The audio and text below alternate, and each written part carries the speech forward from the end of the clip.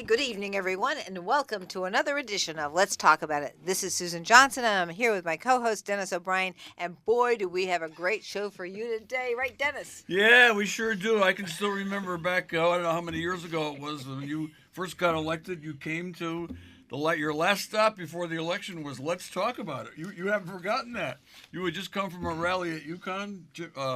I think Coach Calhoun was there. I think there was who was Ben Affleck. That's right. Ben Affleck was there, and Wow. you were totally excited, and the rest is history. And you won that election, and Yeah, Right, There's no Congressman. question. It was an 83 vote margin, That's and right. all 83 votes were because of this show. okay, there we go, well, folks. thank you. You hear that, folks? We did That's it. why this show has survived for almost 25 years now. We've been Yeah, on. yeah. And, That's and amazing. yeah, That's it is great. amazing. Every Yep. Friday. Yeah, we And love we're it. so glad to have you. And wow, great to see you. And Adam Richardson is here, who's Hey, Adam. a Willimantic resident. He serves with me on the Willimantic Taxing District Board of Directors. All right, Adam. Yeah. We were really Okay. happy because, Joe Courtney, our congressman here in the 2nd Congressional District, has done an amazing thing, and he understands the policies very, very well. We were really thrilled to have him come and talk to the Wyndham Senior Center a couple of weeks ago to talk about all the things that the Medicare, Medicaid programs do. And now he's back to talk to us a little bit more. But before we get into that, I do want to announce something that happened in the Bonding Commission today, and that is the Wyndham Inn got $250,000 to do a planning study so that they can make that Wyndham Inn into something great. It is a beautiful spot. It's very historic, and it's a gorgeous neighborhood in the Wyndham Center neighborhood. So congratulations to the people who have been working on that. I've been down there talking to them, and I am just thrilled that they got that money. And the other thing that I wanted to just, before we bring Joe on here to talk about what's going on the federal level is what I know, and let's see just what we know so far. And this should be coming out in my mailer that I get. If you want to sign up for my mailer, and you can get a weekly update. You'll get the radio show. You'll get all the things that we've been doing and things that are going on all over town and the state. So, one of the things that I found out, and this will be in my release, is we have now. Right now, $150 million to the Connecticut Department of Public Health has been cut by the federal government. $14 million in academic and other programs for Connecticut schools has been cut. $5.6 million to the local food for schools program. $3.7 million to the local food purchase assistance program, and $1 million in canceled estate leases. These are the things that we're faced with. I sit on the appropriations committee. These are the things that we're looking at. We're already looking at reduced access to resources because the funding that we got because of COVID has gone away, and now we're planning what we can do. And we were in the beginning thinking, oh, we'll have that federal money, but now this is what we were faced with so far, and I'm just thrilled to have Congressman Courtney here to tell us a little bit more about what's going on the federal level with some of these programs. So thank you, Susan, again for hosting and inviting me here this evening, and congratulations. I know from the old days when I was in the General Assembly how hyper competitive the Bonding Commission is. So to actually get that through to the finish line says a lot about your advocacy. Not just on the floor of the House, but also on all the follow-up agencies. And it's a great part of the state and the city. So hopefully that's going to blossom. So Thank you for that. So since January 20th. There's a number of things that have been happening. There's, I think, 111 executive orders now have been issued, which, shatters records of, prior presidents in terms of their whole 4-year full terms, let alone their first 90 days in office. And in addition to that, the Budget Office, the Office of Management and Budget, has just been, kind of going through with a sledgehammer and cutting off funds that had already been obligated to grantees like the state of Connecticut, the list that you just recited that's there. I mean, the $150 million to the Department of Public Health is, and this, and is that money actually goes to local public health districts. Yes. Who operate on a shoestring and do so much in terms of, going into nursing homes, to do testing for flus and making sure that people as a communities are safe in terms of airborne pathogens and as I said, they are as like lean as any sort of programs in government. Most of the public health districts are run by volunteers or retired physicians, but I mean that is a dangerous cut in terms of just what that means in terms of the risk factor for local communities in Eastern Connecticut. So, but those numbers, which are pretty enormous, pale in comparison to the 10-year budget plan that Trump and the Republicans in Congress are pushing through. And actually, we had a vote yesterday that kind of advanced another step in the process. The main thrust of this effort is to extend the tax cuts from 2017. They're going to expire at the end of December. And basically, they want to push them out another 10 years. Mm-hmm. Again, as you recall, these were concentrated not just in the top 1%, but the top 0.1%. And for the middle class and working people, it is just,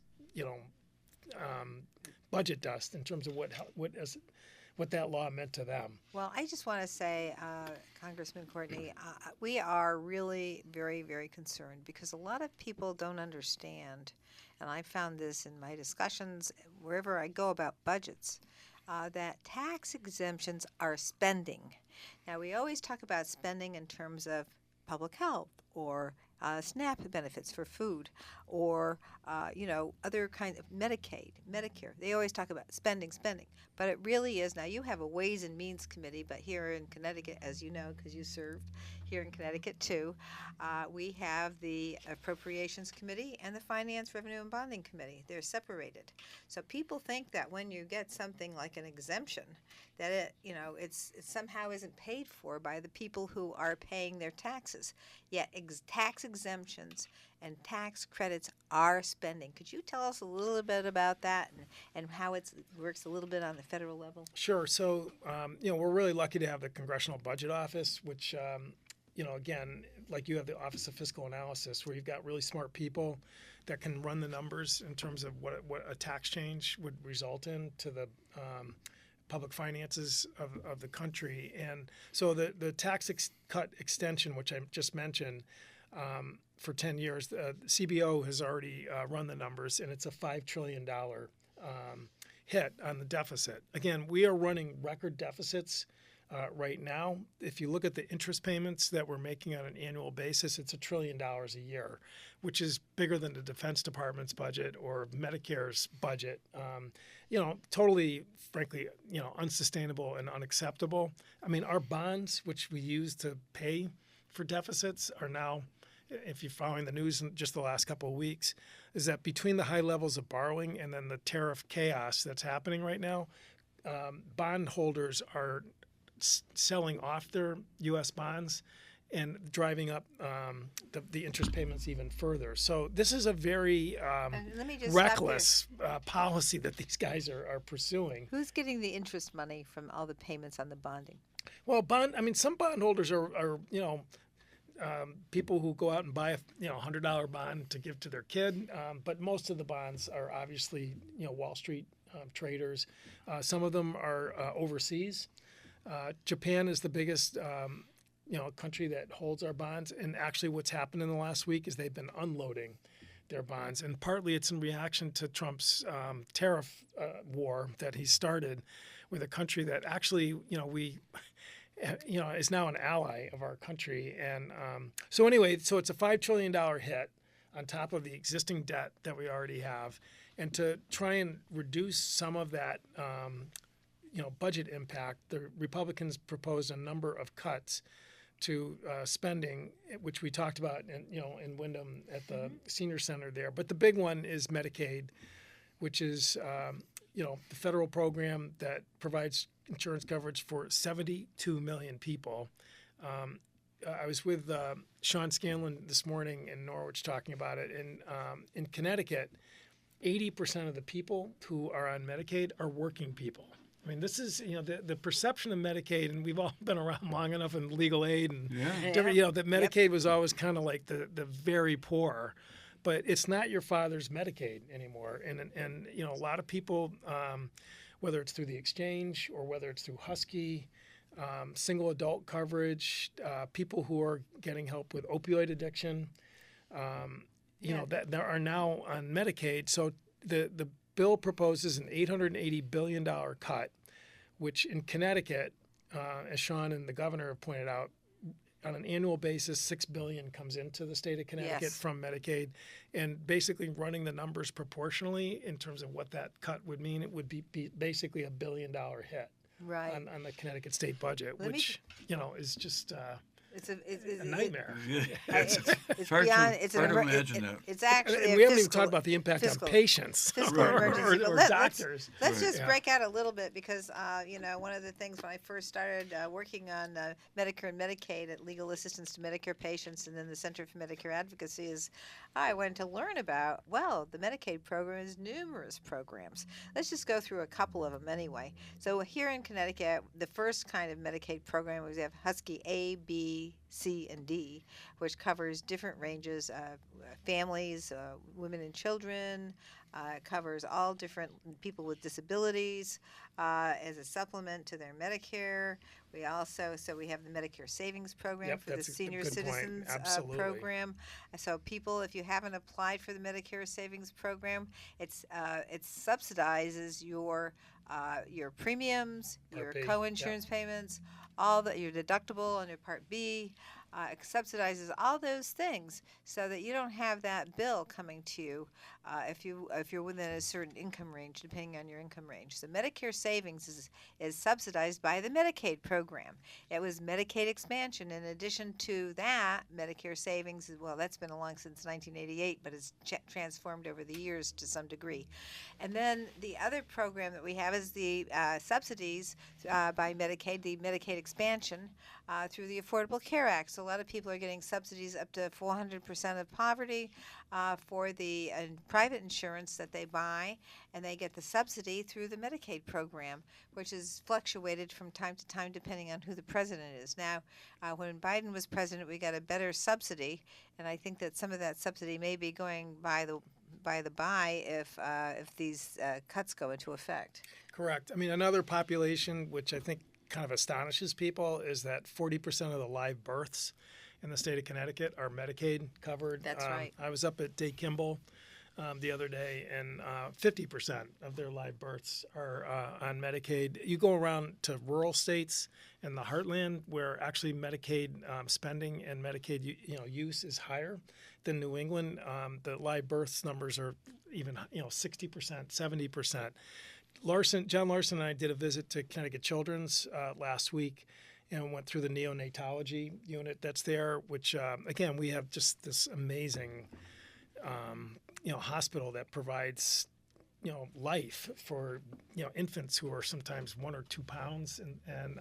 But again, same thing. If you go through that unit and you just, Medicaid, in terms, they can't cost shift to Medicare because they don't have any old people, that's patients that are there.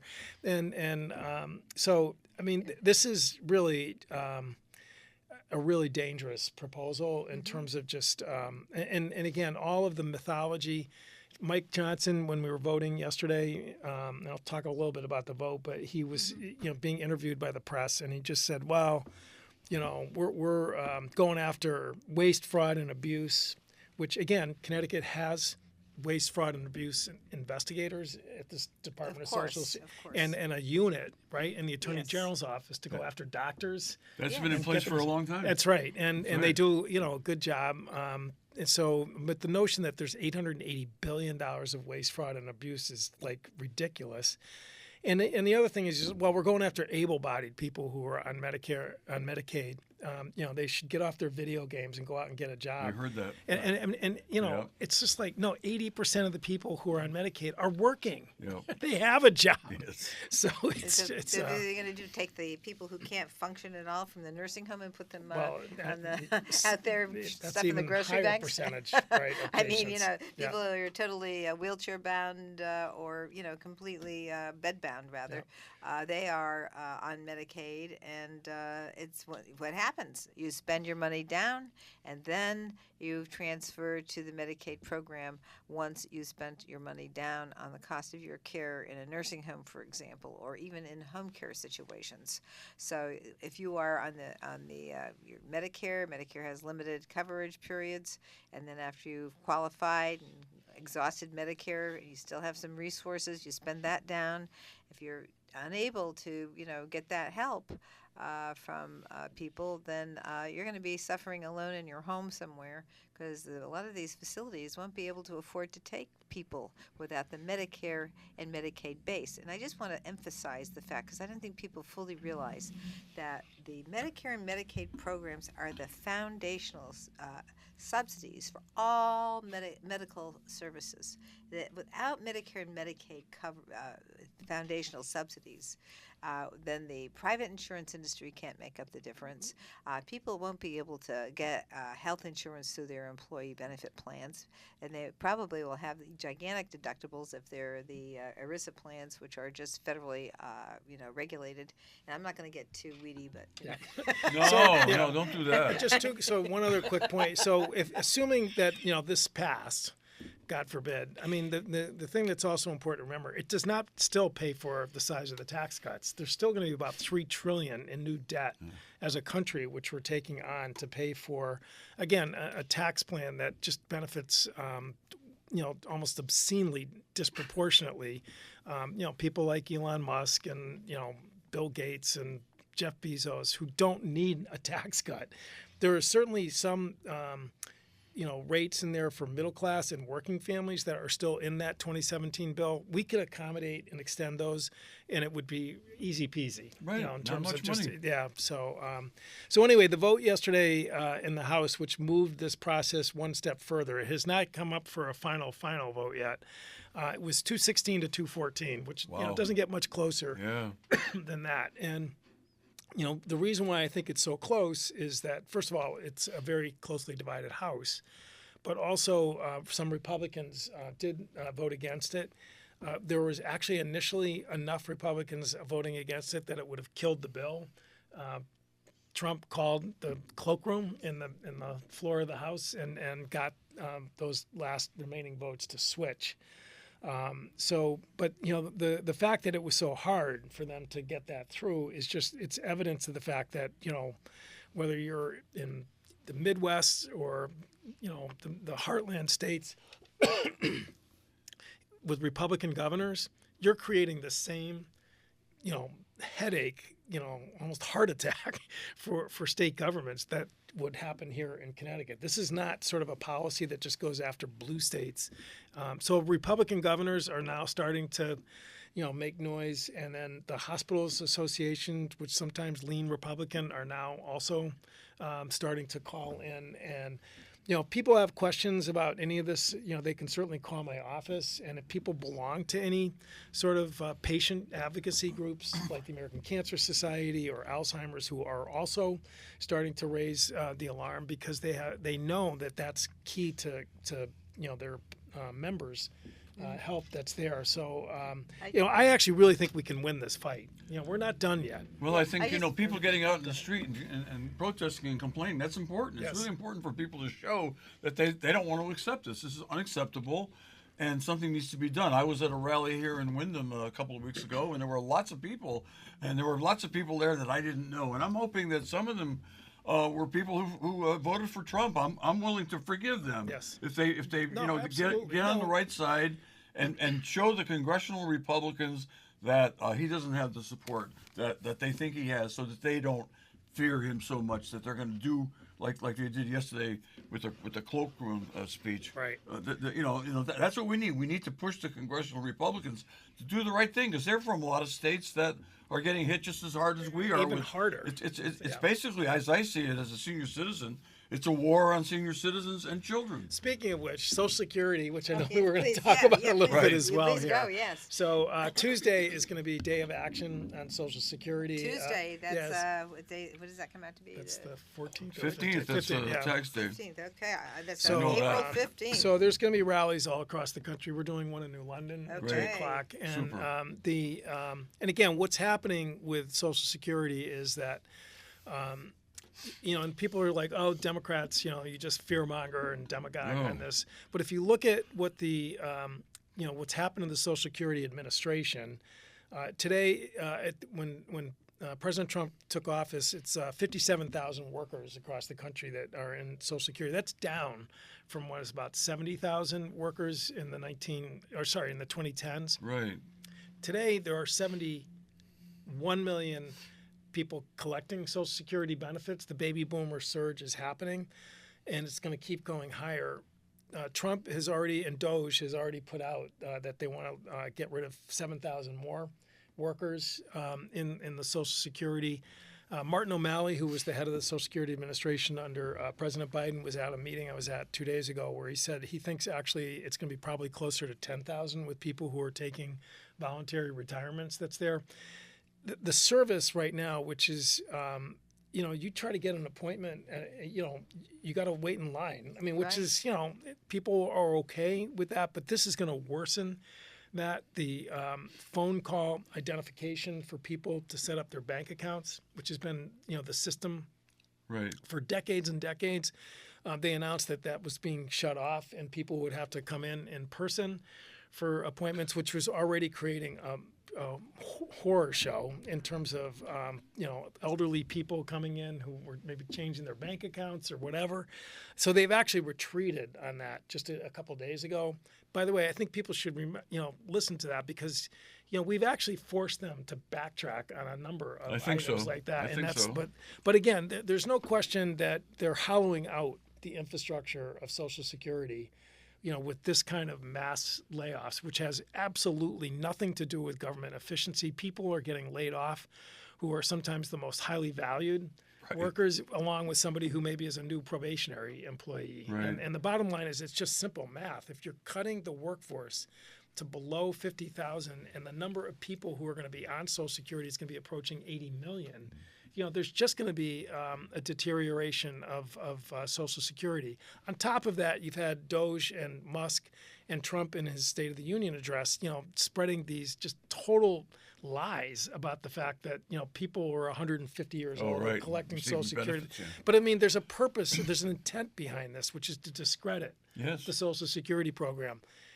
99.3% of Social Security benefits are accurately dispersed by the system. I mean, it really actually is quite remarkable. It's a great system. And they have been audited to death Yeah. in terms of outside groups, the Social Security trustees, who track accuracy because it's such a massive program that's there. But you got Musk out there calling it a Ponzi scheme, Right. he knows. wants to eliminate Social Security. He actually used that on Fox News Right. as a way of getting to the kind of tax cuts that they want. And so in this district, our district, we have 165,000 people out of the total population of a congressional district is 720,000. So 165,000 people. I mean, that is a huge portion of the population of the population, and it's not just retirees; it's children of who've lost a parent Yep. or someone on disability. Yep. And I was a survivor because my father died when I was 5, and my brother was 5 months old. He served in World War II. He became ill because of the bombing in the Pacific Theater and cleaning up after the Pearl Harbor bombing. So he was there, dying at 33 with cancer that he got. The doctor said that this had to be from his service as a veteran. So my brother and I were both we were on survivors benefits for Social Security back in the day, and it was just a brand new program then. But it's really was a huge help and a huge savings to keep us going. And as it was, my mother was terrified every single month when she had to pay the bills. And this is another way that, this society saves people from those kinds of problems when somebody dies. And it's an earned benefit. Yes, I mean, it it's is. not an entitlement. Exactly. That's correct. And I think we can never say that enough. That's right. Because as anyone listening knows, you're paying in with every pay stub. That's and, right. And it's and again, we know 10 years from now it needs a tweak and a fix because it is going to hit another dip. That's not the first time that's ever happened to Social Security since 1935 when Franklin Roosevelt signed it into law. So.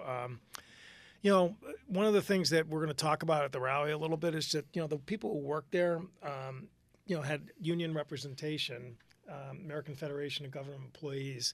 Trump, by executive order, stripped the collective bargaining rights of all civilian federal employees, which is, another way of sort of, just kind of trying to diminish the value that people have who are doing this incredibly important work. It is so.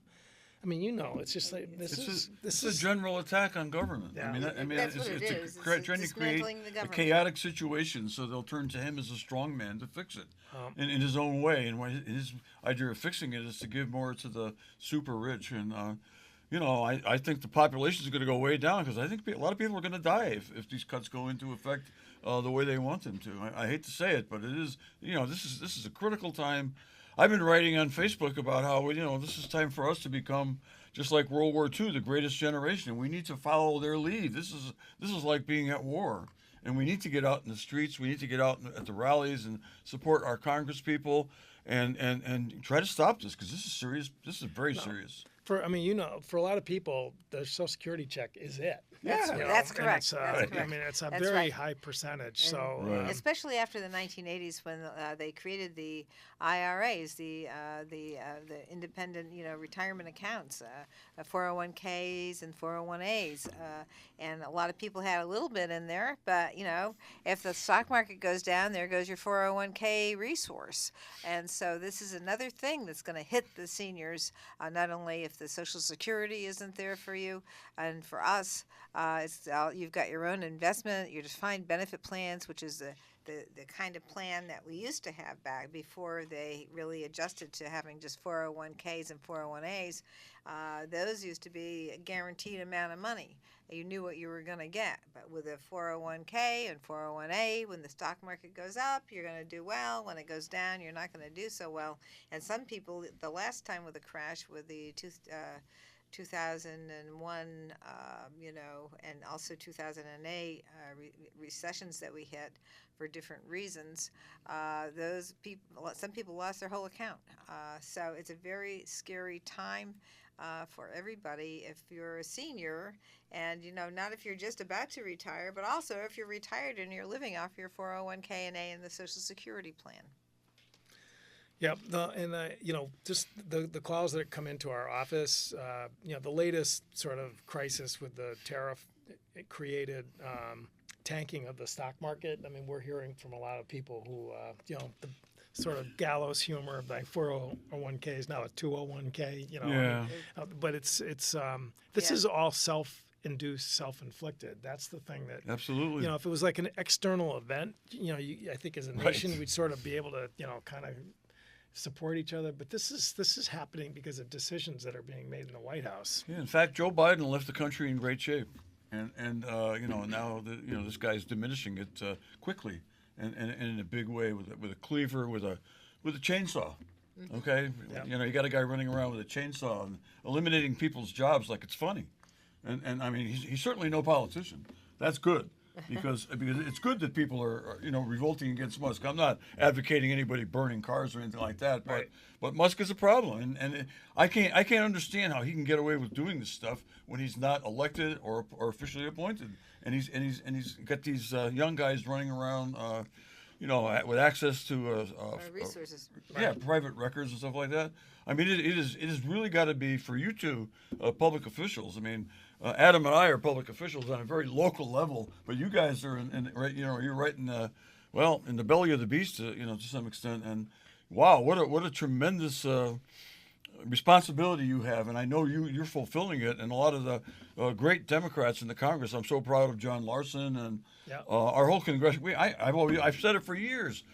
Connecticut has the best congressional delegation in the whole country. There is no doubt about it. And if everybody was like Connecticut, we'd be fine. So speaking of John, I'm Right. sure many of you saw his Oh, yeah.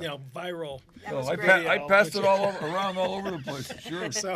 So I loved it. About 2 days after it went bonkers there, Yeah. we flew into Bradley coming home, and we're going down the escalator near the baggage claim. Right. That's there, and people burst into applause. That's Oh, great. that's They fabulous. just, That's all great. they My just saw him. Yeah. And started applauding. And John's like looking like, is Stan Hurley behind me, or what?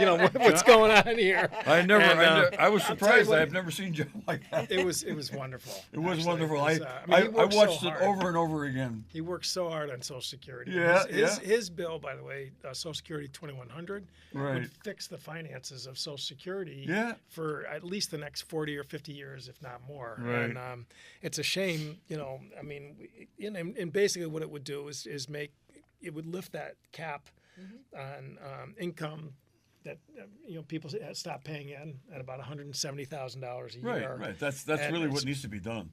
And that, as you know, Congressman Courtney, back in the early '80s when Reagan was the president and O'Neill was the speaker, they actually wanted it to go up then to the 180,000 cap, and that would have solved all of it. But it's been a very slow process getting it up to that point, and it's Right. been very, very slow. And if they'd done it back when they said they were, that would have been a Yeah, I mean, when you think savings about it, grace. I mean, a middle class person who's paying 6%, right, and getting matched, compared to, and Warren Buffett talks about this, is that his effective rate for Social Security is like 0.001. Next to nothing. Because he stops paying in Right. at that cap, Right. and he said, it's not fair that my secretary is paying 6% of her income or his income into the program, and I'm paying 0.00. So it's yeah, I mean, and it's while you're raising taxes, actually it's just you're basically equalizing the tax rate for everybody, to pay into this program, which is one of the crown jewels It is, of and that our was country. And meanwhile, was the the Republicans design. are giving another huge tax break, extending another huge Yes. tax break to the rich. Yeah. So they're getting it. They're getting it in all directions. Yeah, And they don't need it. Don't forget now, folks, tax breaks are spending. Okay. Right. Okay. Just So keep saying you got tax that. breaks are spending. Okay. Hey, it can't be said often enough. And this bill adds to the deficit. I mean, that's Right. the thing. I don't want to hear another word about so-called deficit hawks in that party, because they are just, taking it and multiplying it by just incredible amount. The last several Democratic presidents have gone in and reduced the deficit with the help of the congressional Democrats, and it's unbelievable that people that these guys get in there and they talk about deficits, and then they expand the deficits Well, by let me giving just- breaks to their wealthy, super wealthy friends. That's their plan. It's been the plan since Milton Friedman told them to do this back in the Right. white paper in the 1970s, and it finally got Reagan in there to start doing it. So whenever they left, when the Reagan left and had a Democrat, or Bush came in before Clinton, they'd have a big deficit, and then they'd say, well, we're going to have to cut back on spending because look at the debt you have, and it was. I'm going to quote Tom Hartman now. He says that it's they wanted to. I said, well, why aren't we going to get elected? That's what Milton Friedman said. Well, they said, the Democrats take care of the people, and they give them resources. So what you've got to do is you've got to smash the Democrats' Santa in the face by creating a huge debt, and then that way they can't go ahead and take care of the people once you leave office. And that's what they've done ever since Reagan was president. Yeah, don't even teach them to read. I mean, the whole, it all goes back a long way. And it's, speaking about that, Department of Education. I have to bring that Yeah, up because that's sure. if I weren't a lawyer, I'd be a teacher. I think teachers are so important, so valuable. My public education, I got a great education in New Britain Public Schools, and went to UConn for next to nothing, and then UConn Law School for not much. I got there before you did, and it might have been a little bit more expensive. But when I was at UConn Law School, I paid $300 a year plus books, and that was amazing. And now it's so expensive, and this is all It's all part of it. I mean, it's just not. We've done a lot better in a lot of ways. I mean, we're much more open to. We treat people a lot better who are not white males, but no question. But in terms of our economy, not good. No, I mean, And it's the these notion- guys who are doing it. Yeah, I mean, if you look at our competitors out there, Russia, China, I mean, you know, they definitely invest in education because they want to basically overtake this country in terms of its, you know, technology and innovation.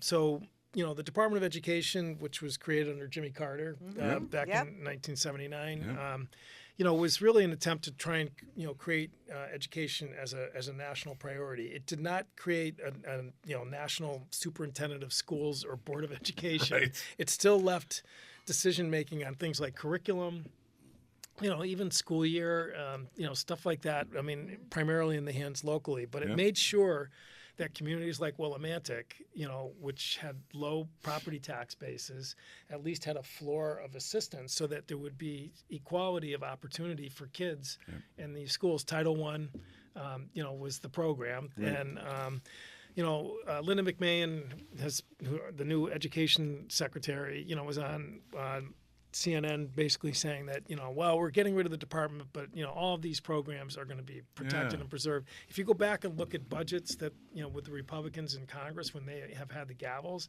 they always cut. Right. Title I, Yes. IDEA, Right. the special education programs. But the one thing, if you watch that interview that just kind of drove me crazy was that she kept talking about NAEP scores, which is the National Achievement Education Progress National Report Card, which, you know, has been around for a long time. And she was saying how, you know, our schools aren't growing fast enough on reading and math that's there. And, you know, except Louisiana jumped. And, you know, we really want to find out from the governor, you know, what they're doing down there. Well, first of all, Connecticut's number 4 in the country, just for the record. Thank you. Yeah, thank we're you. doing well here. And relatively if you speaking. look at the latest numbers, actually, our math scores went up for Yeah. fourth graders. Reading, you know, didn't go backwards. It went up a little bit there, Right. and we all want it to go better. But one last point Yeah, a little- is that if she thinks NAEP is such a great tool, then she ought to look at who actually organizes NAEP and collects the data and does the report card. It's the U.S. Department of Education, That's and right. they That's right. gutted Yeah. that office Sure. of education statistics. And I want to Yeah. just say, hey, praise to the state of Connecticut because since 2017, we've finally made our education cost sharing grant where it should be in accordance with the formula. Before that, we were Wyndham was $10 million every single year underfunded, and so were all the urban areas. Yep. And now we are equalized in accordance with that. So that is one of the reasons that you see our scores and why we're probably rated 4th. And I just want to throw that in there Well, because they're turning out the headlights by getting rid of that report Yes, card. that's I mean, a you just- horrible You just thing. don't know where, you know, Yeah. and I mean, and it's very, you know, unfortunately. So I'm on the education committee. She'll be coming over to testify, and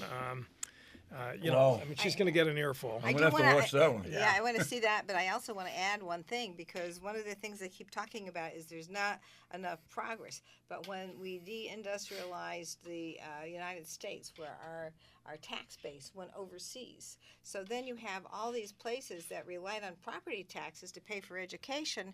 They were struggling to try and have those have enough money to address educational needs. So if you want to really make sure that we're in a situation where we can make sure we go progress, you can't decrease the funding. It has to go up because we lost those property tax bases, and that's the kind of thing we kind of ignore. We've been ignoring since Reagan, since the GATT and NAFTA treaties and all that. But you wouldn't have GATT and NAFTA treaties if you didn't have the Reagan cuts. Yep. Those tax cuts set it up so that the next group could come in and do those trading agreements. So Susan never misses an opportunity to remind everybody how this all started with Reagan. And she's right. And she's right. But right now, I would take Reagan in a minute over. So, you know, one thing that current I just was reading a biography, which the whole issue of the Department of Education came into a couple of the chapters, which was a biography of Hyman Rickover, Yeah, sure. who was the father of the nuclear navy. Yeah, yeah, Again, yeah. Jimmy Carter, was one of the pionering lieutenants in the naval- Navy who was naval picked by officer, yep. Rickover to Right. be one of the first of the nuclear Navy there. But Yeah. when he was elected president, Rickover was still at the head of naval reactors, remember and that. they spent a lot of time together. And Rickover, who was a genius, and naval issues and engineering, but all he really wanted to do when he went over to the White House to meet with Carter was to talk about how worried he was about how this country was falling behind educationally. And as a result of a lot of those conversations, that was one of the reasons why Carter pushed the creation of the interesting. Department of Education. Yeah, Yeah. because it's still true today. Yes. We're in a Oh, competition out there, we are. and to sort of say we're going to let every sort of local school district, God knows, who's on, the board of ed or Right. just superintendent, determine what these kids are going to have in terms of actually competing and succeeding in life. It's really dangerous in terms of just, falling behind. Yeah. And again, you cannot ask for a more credible voice than Hyman Rickover, who, Right. was the longest serving military active duty person in American history. Well, I know how much public education did for me, and it was amazing, and it changed my life completely, got me on the right track, and the Army helped after spending 2 years in the Army, straightened me out real well. Got back to UConn and then UConn Law School, and GI here I am. GI Bill? Yeah, I was Yeah, in the GI Bill. absolutely. I was There a you go. Vietnam era vet Yeah. who did not go to Nam, but I was in during the early part of the war. Yeah. And, public education and labor unions are two big building blocks of what made America great, what made it great for us older folks when we were kids. And our economy was amazing. And ever since, I grew up in New Britain where they had all these factories that were booming, and they, they had great public schools, just like they did in Willimantic with the American Thread and whatnot. And we don't have that now. And I know you are working really hard, and our local officials are working really hard to, create jobs and maintain jobs and create jobs. And that's one of the great things that you have accomplished in your years in Congress is to, provide lots and lots of jobs for people in Eastern Connecticut. Right. Good jobs. Yep.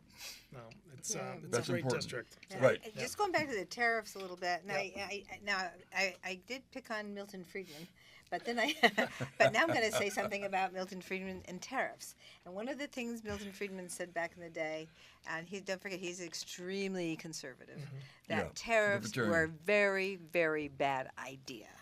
And so that they would destroy the economy. And so I'm bipartisan that way.